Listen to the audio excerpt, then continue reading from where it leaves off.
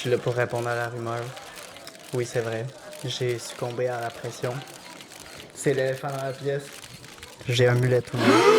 Ok, je suis déjà terriblement self-conscious à propos de ça. Laissez pas de hate dans les commentaires, s'il vous plaît.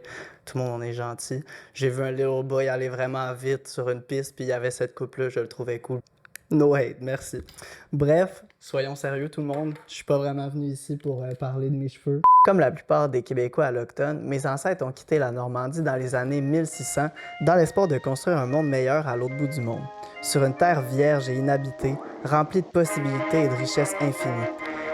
Fast forward quelques dizaines d'années et de désillusions face aux dites richesses et terres inhabitées, avant d'être abandonné par la France aux terribles mains de la monarchie anglaise en 1759, qui a essayé coûte que coûte pendant plus ou moins 300 ans de nous faire disparaître. Ok, je sais que tout ça, c'est complexe et que c'est un peu plus nuancé, mais là où je veux en venir, c'est que ça a créé un peuple entier en quête de racines. D'où est-ce qu'on vient vraiment au fond? Et qu'est-ce qui a mené à ce qu'on soit ici, à des milliers de kilomètres d'où on vient réellement, chez des gens qui s'en sortaient parfaitement bien avant notre arrivée et qui, soyons honnêtes, serait mieux si on les avait juste laissés vivre leur vie. Je suis donc embarqué dans l'avion avec mon frère et mes parents, avec un seul but en tête, trouver d'où je viens pour comprendre qui je suis.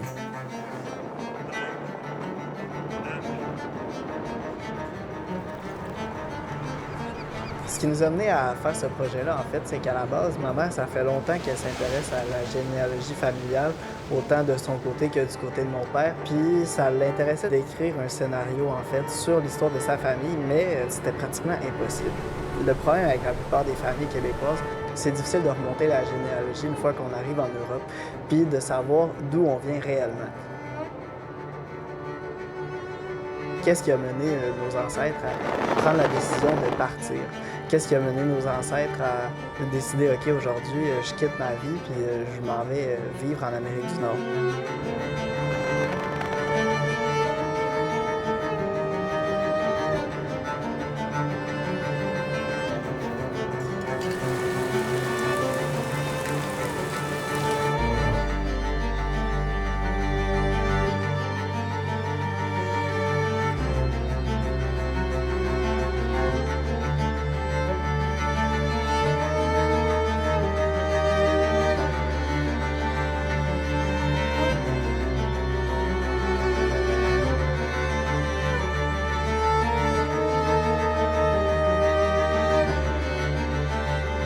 La protection.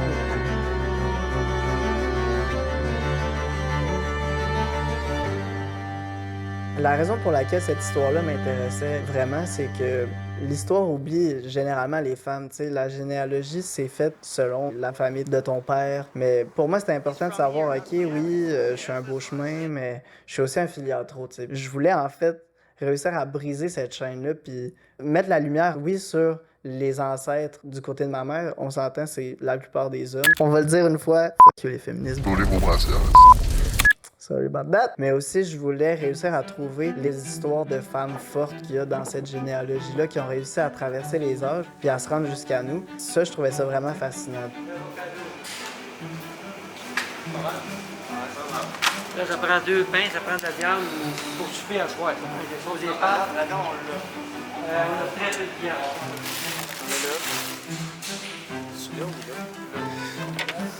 Entièrement, je parle ça.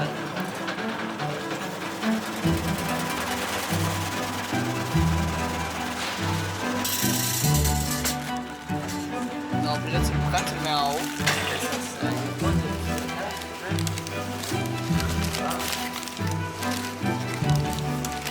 Ça va, t'as pas été plus dans beige.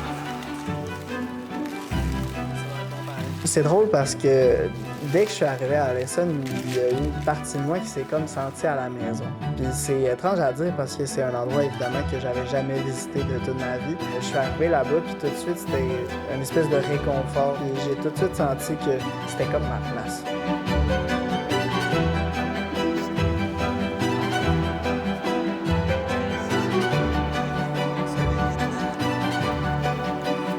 Le premier ancêtre de la lignée est quand même très connu. C'est l'heure de review, c'est le Ancestor Review. Je pense qu'il y a quelque chose comme... je suis va dire absolument n'importe quoi. Regarde, je lance une flèche dans les airs, je vais écrire le bon chiffre à l'écran.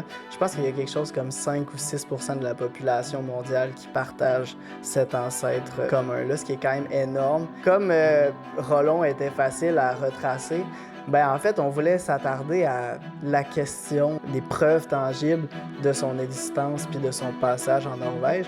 Puis ensuite de ça, prouver justement d'où il est parti puis d'où il venait avant d'arriver en Normandie. Parce que bien qu'il ait été le premier duc de Normandie, c'est un viking qui venait des pays scandinaves, sans aucun doute, mais de qui l'origine exacte est encore contestée aujourd'hui.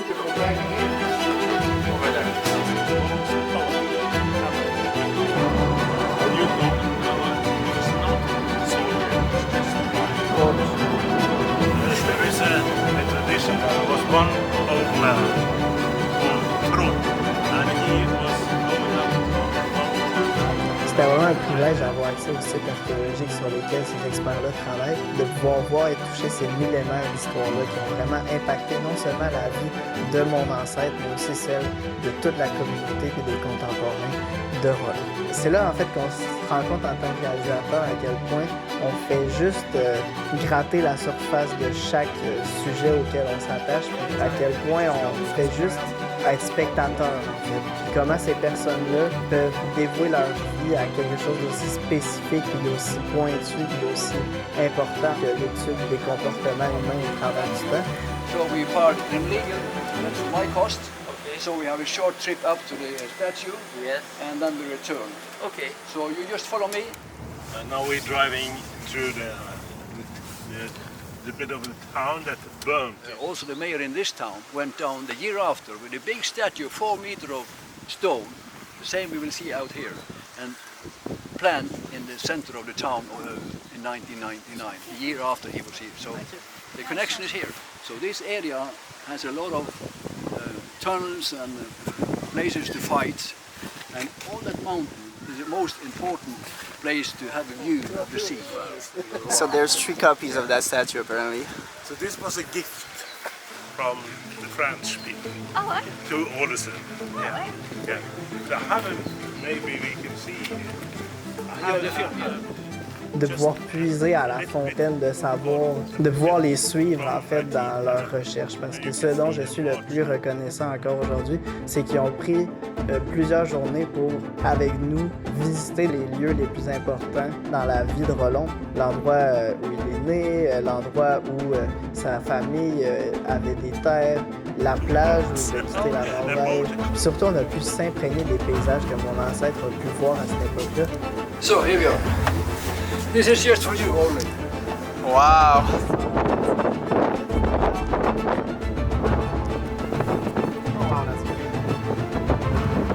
Mom's not gonna love it.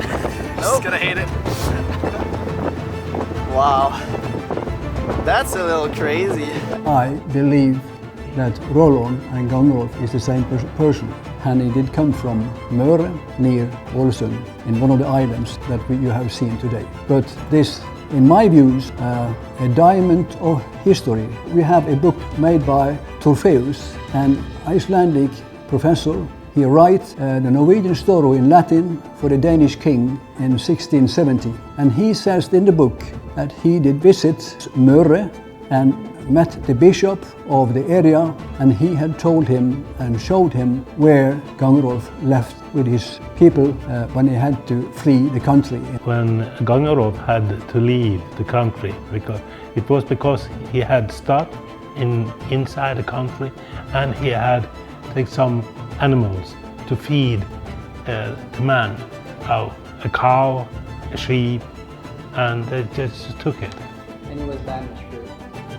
Yeah, because we didn't have to plunder anyone in your own country. I think he has been in France for a long time. He has been there for 30 years. Yeah. And he has certainly met a lot of people that were Christian. If the French king says it's a condition that you baptize, okay, I do it. Yeah, I think it didn't make a problem of it. So that's a family tree. There is a tradition that there was one old man called Trun, and he was going up on a mountain. You can see it right there, and he went up there every day. He was looking and seeing. He was there when Kongerod sailed out, and he was standing there watching for him when he come back. And he never came back. He never came back. I think you can see the lighthouse. Faire un road trip dans les fjords de la Norvège avec mes parents et mon frère, c'est sûr que c'était l'occasion parfaite de reconnecter à nos racines. Look at that, guys.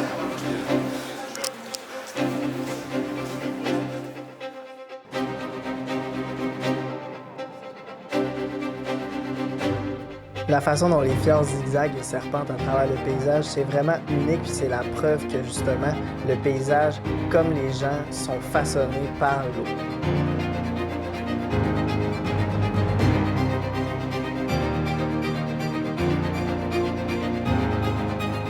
De parler aux gens sur la route, les Norvégiens sont tellement ouverts, sont à l'écoute, ils posent des questions. C'est aussi ce qui m'a permis de voir à quel point la Norvège est un pays sauvage, à quel point les montagnes sont immenses et tout est à puissance 1000. Parcourir des kilomètres et des kilomètres d'un village à l'autre, de voir les petits villages de pêcheurs sur la côte, tout ça c'était tellement magnifique, tellement pittoresque. Il y avait quelque chose de profondément humain.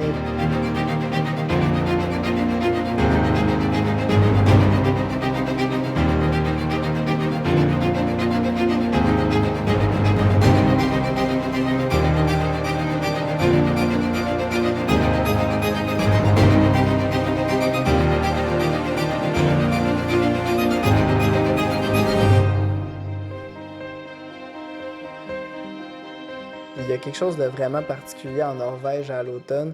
Il pleut pas mal tout le temps, en fait. C'est on and off toute la journée, tous les jours. Mais si tu vois le soleil, c'est vraiment juste pour lui dire coucou, puis après ça, il s'en va. La nuit aussi, tu sais, tu vois pas vraiment la lune ou les étoiles. C'est juste une petite pluie qui part puis qui revient. Puis je marchais dans les rues éclairées avec juste des petits lampadaires.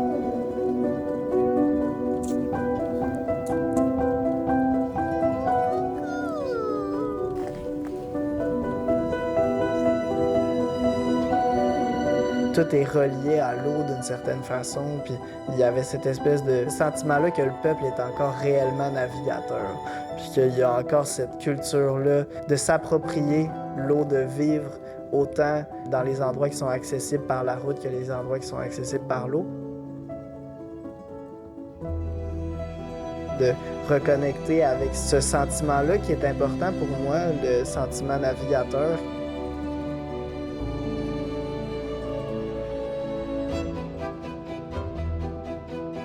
Maintenant, ce qui reste, en fait, c'est la partie plus compliquée de réussir à trouver qu'est-ce qui vient après. Parce que oui, OK, Rollon, c'est bon, il a quitté la Norvège, il a conquis la Normandie, il est devenu premier duc de Normandie, tout ça, c'est beau. Mais après ça, c'est là que ça devient plus complexe. Avant de devenir duc, il devait prendre une femme catholique.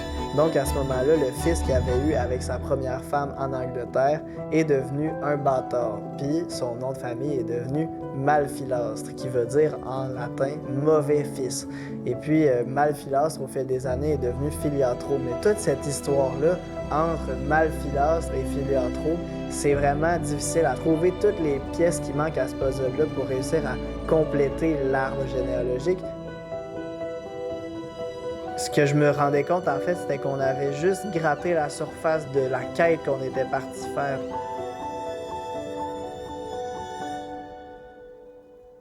Je voudrais conclure la vidéo en vous disant merci, en fait, de l'avoir écouté jusqu'à la fin. Je pense qu'on doit être rendu à une bonne vingtaine de minutes. C'est une longue vidéo pour commencer la série. J'espère que vous allez continuer à suivre l'aventure. N'hésitez pas à suivre la chaîne, n'hésitez pas à laisser un like si vous avez aimé ça. Ça va vraiment aider. Je trouve ça débile de dire ça, mais bienvenue sur ma chaîne YouTube, tout le monde. Une vidéo chaque semaine. Fait que follow pour plus de vidéos, tout le monde. Merci, bonne semaine. Bye bye.